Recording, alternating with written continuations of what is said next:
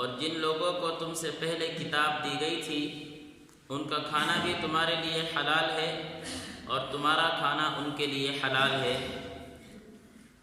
اس آیت کی تفسیر چل رہی تھی وَطَعَامُ الَّذِينَ أُوتُوا الْكِتَابَ،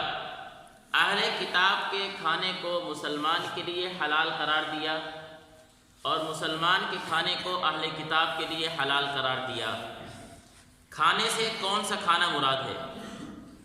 علماء مفسرین کہتے ہیں کھانے سے وہ کھانا مراد ہے جس میں انسان کی صنعت کو دخل ہوتا ہے۔ برتن بنایا جا رہا ہے، برتن اگر یہود و نصارہ بنا رہے ہیں، پتہ نہیں وہ کس طرح کے بنا رہے ہیں، وہ کس چیز کی ملاوٹ کر رہے ہیں، ان کے برتن کا استعمال منع کیا جاتا ہے مسلمانوں کے لیے۔ وَطَعَامُ الَّذِينَ، کھانا حلال ہے، اس کھانے سے وہ والا کھانا مراد ہے جس پر ان کے ہاتھ کو دخل ہے، یعنی جس سے وہ ذبح کیا جا رہا ہے۔ جو ایسی چیزیں ہیں جو زمین کی پیداوار ہیں، اس میں ان کی دخل اندازی کا کوئی اعتبار نہیں ہوتا، اس لیے کہ وہ قدرتی پیداوار ہے، وہ انسان کے لیے حلال ہے، چاہے وہ مسلمان کی ہو، چاہے وہ یہود و نصارہ کی ہو، اہل کتاب کسی اور کی ہو۔ وَطَعَامُ الَّذِينَ، اس سے مراد ذبیحہ ہے۔ مفسرین کے نزدیک علماء بالاتفاق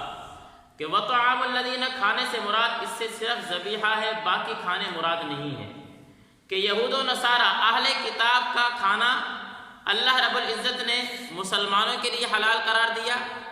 اور مسلمانوں کا ذبیحہ اہل کتاب کے لیے حلال قرار دیا۔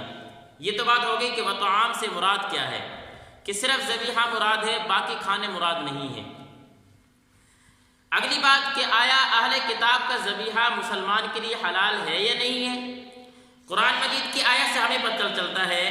وَطَعَامُ الَّذِينَ أُوتُوا الْكِتَابَ، جن لوگوں کو اللہ فرماتے ہیں کہ جن لوگوں کو تم سے پہلے کتاب دی گئی ان کا کھانا تمہارے لیے حلال ہے،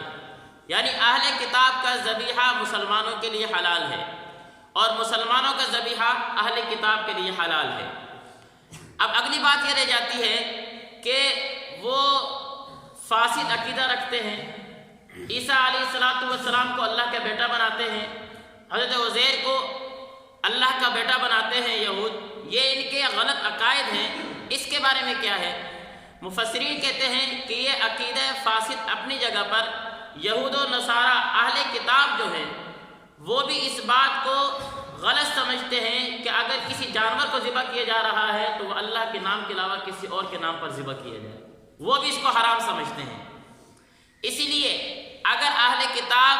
کل تفسیر میں یہ بات گزری تھی کہ وہ یہ عقیدہ رکھتا ہے کہ یہ جو اللہ رب العزت نے عیسیٰ علیہ السلام پر کتاب نازل کی یہ اللہ کی نازل شدہ کتاب ہے اور عیسیٰ علیہ السلام اللہ کے بھیجے ہوئے پیغمبر ہیں، تورات اللہ نے موسیٰ علیہ السلام پر نازل کی یہ اللہ کی نازل کردہ کتاب ہے، موسیٰ علیہ السلام اللہ کے نازل شدہ پیغمبر ہیں، وہ یہ عقیدہ رکھتا ہے پھر تو وہ اہل کتاب میں شامل ہے۔ اگر وہ یہ عقیدہ نہیں رکھتا، اس کا عقیدہ اس عقیدے سے ہٹ کر عقیدہ ہے کہ وہ خدا کے وجود کا ہی انکار کر دیتا ہے، چاہے کہ وہ اللہ کی نازل شدہ کتاب کو مانے یا اللہ کے بھیجے ہوئے پیغمبر کو مانے، تو وہ اہل کتاب میں شمار نہیں ہوگا۔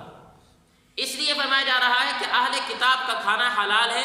اہل کتاب سے وہ اہل کتاب مراد ہے جو اللہ پر ایمان لے کر آئے، اللہ کے بھیجے ہوئے پیغمبر کو مانے، اللہ کی نازل شدہ کتاب کو مانے، یہ ہے کہ ان کے غلط عقائد اور فاسد عقیدہ رکھتے ہوں۔ یہ معاملہ ہٹ کر ہے، معاملہ صرف اتنا آ جاتا ہے کہ ذبیحہ ان کا حلال ہوتا ہے یا نہیں ہوتا۔ مفسرین یہاں پر ایک اور بات بھی کرتے ہیں، کہتے ہیں کہ جس طرح ہمارے مسلمانوں میں کچھ مسلمانوں کے فاسد عقائد پائے جاتے ہیں، ہے وہ مسلمان کلمہ بھی پڑھتا ہے، اللہ کو بھی مانتا ہے، اس قرآن کو اللہ کے نازل شدہ کتاب بھی مانتا ہے، آپ علیہ السلام کو آخری پیغمبر بھی مانتا ہے، لیکن عقیدے بعض اس طرح کے ہیں وہ غلط رکھتا ہے، اب اس کا ذبیحہ حلال ہوتا ہے۔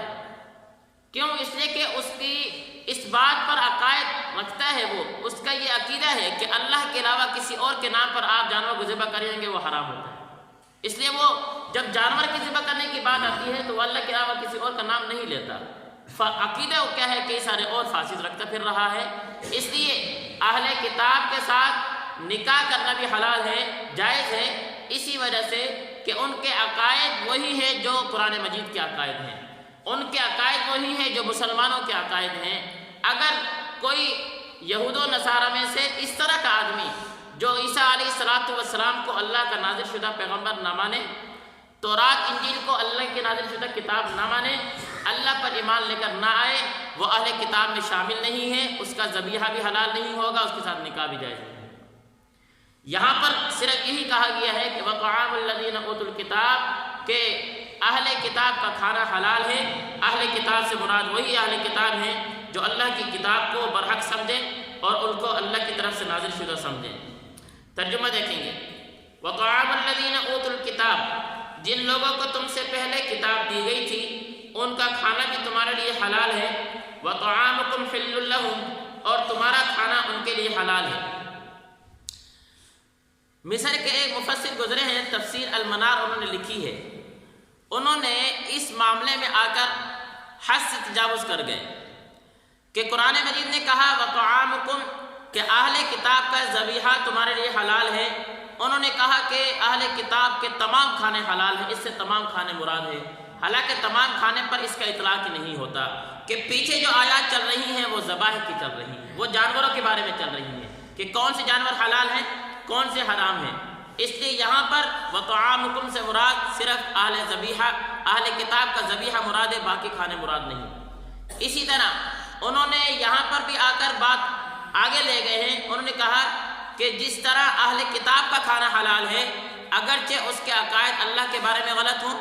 اس کے عقائد تورات انجیل کے بارے میں غلط ہوں، عیسیٰ علیہ السلام کے بارے میں غلط عقائد ہوں، چونکہ وہ اہل کتاب میں یہود و نصارہ ہے ان کا کھانا بھی حلال ہو جاتا ہے، حالانکہ اس طرح کی بات نہیں ہوگی۔